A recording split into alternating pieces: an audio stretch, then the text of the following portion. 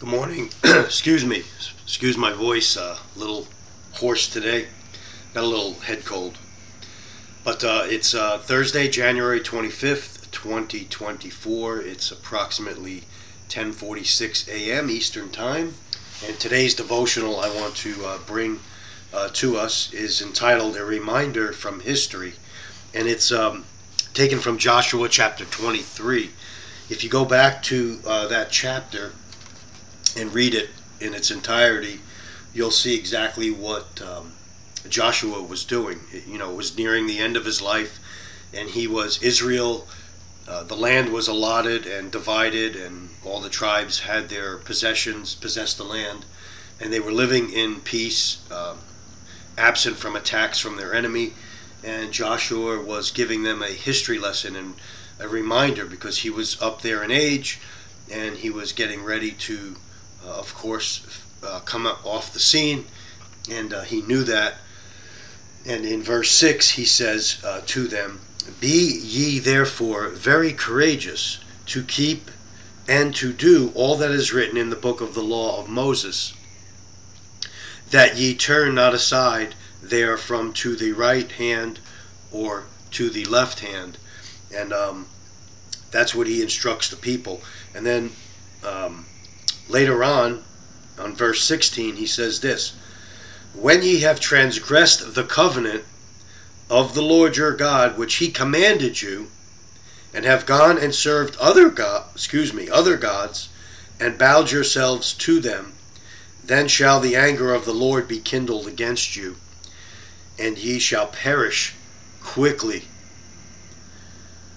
from off the good land which he hath given unto you." And that indeed did happen to the children of Israel. We'll talk about that in a minute. But when I was younger, I worked for my uncle, and he had a demolition business in New York, in and around the tri-state area. He did various jobs, and I worked with him on days off from school, weekends. All through college, when I came home for breaks, I was able to work and make some extra money. And so I was actually there with him when he started his business. I was younger. I was there on his first job. So I got to see the depth and the breadth of his company that grew to be one of the biggest demolition companies in the area. Took down buildings, houses, etc., and did some other ancillary jobs as well. One of the ancillary jobs that we did, and that I worked on with him on several of them, where he knew some people that I guess did house moving, and often we would go and we would have to lift a house, whether it was a beach house or whatever. One of the houses that we lifted was on this island up in Connecticut, and we had to ferry everything over to that island where the beach house was, that we needed to jack up. And it was going to be, I think it was going to be moved slightly or just reinforced. I forget the whole situation there involving that one.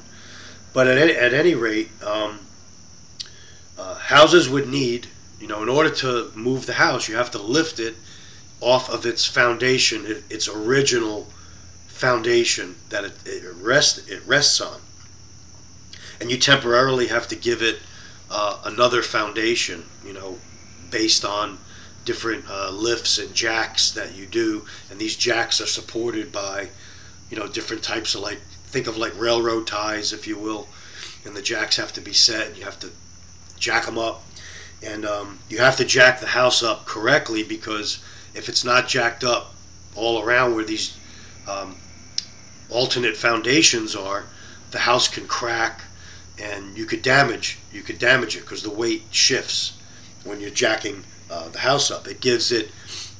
It'll give the house instability, if you will. When one rejects the Mosaic covenant from the Bible, one's foundation is susceptible to cracking and or even falling apart. And we see that written in the Gospels, where Yahusha himself says, if you're, the house built in the sand, is going to fall when the storms come and the wind comes, versus the house built on the solid rock or the solid foundation. It won't fall apart if it's on the solid foundation. A person, you and I, will be vulnerable to all kinds of heretic teachings and doctrines made up by men, which has been going on since the beginning of time, all through Yahushua, Jesus' earthly ministry that he confronted directly, and that you could read about in the Gospels when you read it. And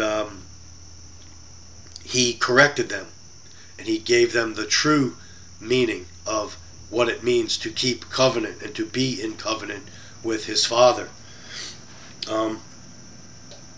So you'll lose the original footing, is what I'm trying to say, when you try to put an alternate foundation.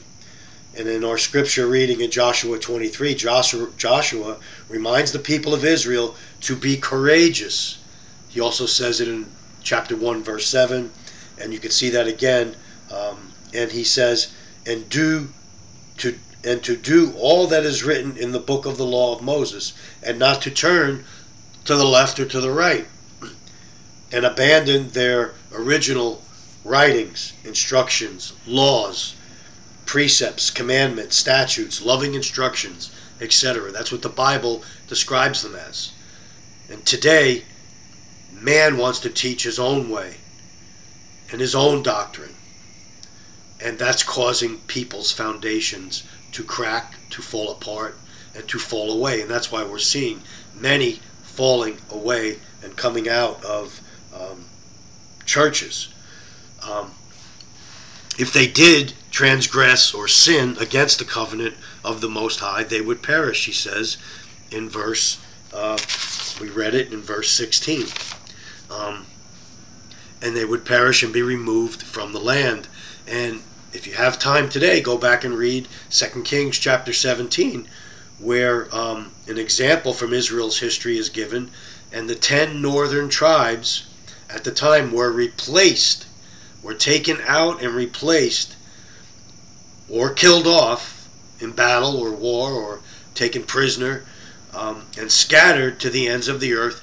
To this day, they have not come back. Those 10 tribes have not returned to the land. That's what it says in 2 Kings 17. They were replaced by other peoples. And actually, on another level, we could see that happening today in America. Americans are purposely being replaced by others from other lands. And you can see it happening in real time. But we won't get into that discussion. In the Amazon Prime movie Nefarious, of which I am going to do a review on, I highly recommend that movie for you to watch. It's not very... it's not a comfortable movie to watch, but I feel it illustrates this demonic realm that we're encountering. I feel it does a really good job, and when I do my review of it, I will get into more detail on the movie. But one of the scenes in the movie, Nefarious, the demon states to the doctor, the psychiatrist, Dr. James, or Jimmy as he calls him, to write that, he says, Jimmy, you're going to write for me this dark gospel. And Jimmy, being an atheist, says, well, what exactly, is this going to contain that I'm supposedly going to write for you? And Nefarious says, we're going to get the followers of him, he calls him the enemy, referring to the Most High, referring to Yahuwah, God, to reject the Mosaic covenant. That's what he says in the movie. We're going to get them to reject the Mosaic covenant, to reject the idea of sin, and for man to reach his full potential. In other words, I could do it on my own. I'm my own God. I'll listen to the world, what the world says. I'll be a follower of the world and the doctrines therein that are false, that are going to cause my foundation to crack and me to sink. I thought that was very telling in the movie. In essence, Nefarious wanted to remove the foundation that was given to them, that was given to man by Yahuwah, and accept a false or temporary foundation based on his master's plan, who is Satan. And he refers to him as his master in the movie. In the Bible, we are told that sin equals lawlessness. The man of sin, the Antichrist, is the man of lawlessness when he comes on the scene. He will be Torah-lessness. 1 John 3:4, whosoever committeth sin transgresseth also the law. For sin is the transgression of the law. So this demonic realm wishes us believers to forget about the history that we know is a solid foundation, and that new covenant, that renewed covenant, which solidifies that in our hearts and plants it within us so that we have the power to do it. It wants us to abandon it. This dark gospel wants us to abandon that and to follow the world, which eventually leads to people perishing, just like those in 2 Kings chapter 17, and being removed from the land. We need to learn from our history. In conclusion here, as believers, we need to be reminded of exactly what happens when we transgress the commandments, the foundation of the Most High.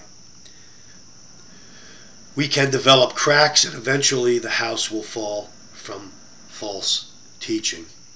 Go back today, read what we talked about in Joshua chapter 23, read 2 Kings 17, read 1 John 3:4, and pray that you are not being attacked, or that the attacks give them over to the Most High and to His Son, Yahushua HaMashiach, to protect you from the evil one that is promoting a dark gospel. Blessings in Messiah. Anthony, signing off. Thank you for joining me today.